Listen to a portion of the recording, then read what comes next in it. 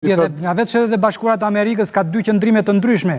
Presidenti thot dohën që nuk është e kishim qëllim, zënës presidenti thot dohën që nuk synohet ndryshimi i regjimit. Janë bërë disa deklarata. Ndërkohë presidenti thot dohën që se jo mos ndryshoj regjimi. Problemi edhe për retorikë politike bazuar edhe në ligjin ndërkombëtar, natyrisht që kërkon një lloj zbutje, dhe kjo zbutje vjen nga deklarata që ne respektojmë popullin iranian, nuk kemi gjë me popullin iranian, e kemi me regjimin e Ayatollahut, e kemi me tendencën për të prodhu bombën përthamore, e kemi me faktin që Irani ka kërcënuar rreth par Izraelin për ta zhdukur nga faqja e dheut, po jo vetëm Izraelin, duke u bërë armik edhe me vende të tjera arabe, qoftë për arsye fetare, qoftë për arsye gjeopolitike, dhe natyrisht ky lloj kërcënimi që mori këto për masa, kur bashkohet pastaj edhe me një armë shkatërruese siç është arma bërthamore, arma atomike, ai bëhet shumë i rrezikshëm dhe shumë i vështirë për tu menaxhuar më pas. Kështu që besoj. Ja lutem më lidhni me Kreshnikun. Këta faktorë kanë kushtëzuar këtë ndërhyrje.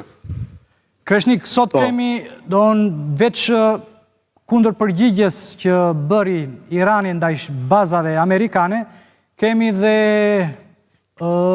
vizitën në Kremlin të ministrit të jashtëm, shefit diplomacisë iraniane në Kremlin. Kanë lidhje me njëra tjetrën këto dhe a mundet të ketë një zgjerim të konfliktit? Shiko, futja disi me vonese Shtetet Bashkuara të Amerikës të përfshirë në konflikt drejt për drejt, ndonse ligjërisht Shtetet e Bashkuara të Amerikës ende nuk e kanë shpallur ligjin e luftës me Iranin. Pra, ende nuk ka një miratim të futjes të shpalljes luftës shtet më shtet. Pra, bombardimi quhet sporadik dhe është në praktikën e Shteteve të Bashkuara të Amerikës, është njësoj si atentati që kryen vitin 2020 ndaj komandantit iranian. Ky kështu është dhe precedenti i këtij bombardimi. Po, ende nuk ka një miratim të futjes së SBA-s në shkelje nga Izraeli dhe nga Shtetet e Bashkuara të kartës OKB. Ti përgjigjem pyetjes. Tani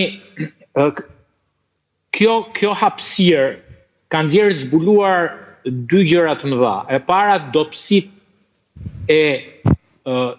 qoftë dobësitë, qoftë avantazhet që ka Izraeli dhe Irani njëkohësisht. Sa më shumë ato vazhdojnë luftën dypalse, SBA dhe bota arrin të kuptojnë, edhe NATO arrin të kuptojnë forcën apo dobësitë që ka Irani. Se përfshi këtu dhe Izraelin, i cili pritej që të kishte një rrjet të padepërtueshme dhe një sistem mbrojtje shumë perfekt, koha tregoi që nuk është aq perfekt në teknologji.